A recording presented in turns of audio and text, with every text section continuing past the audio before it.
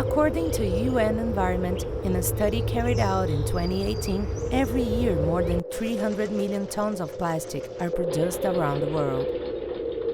But only 9% of plastic waste is properly collected and recycled.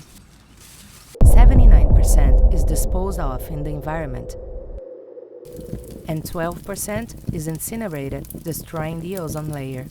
But how long can it last? If we don't stop now, until 2025, there will be more plastic than fish in the ocean. We still have time. We at Recipacking are doing our share, and we want to help you do yours. By means of reverse logistics and technological innovation, we are transforming waste into raw material, closing the sustainable and responsible cycle of the plastic chain. We produce PCR plastic packaging up to 100% recycled, such as stretch films, shrinks, industrial bags, and technical films. We offer post-industry reverse logistics solutions, where we remove our customers' production residues and transform them again into raw material, ensuring zero waste.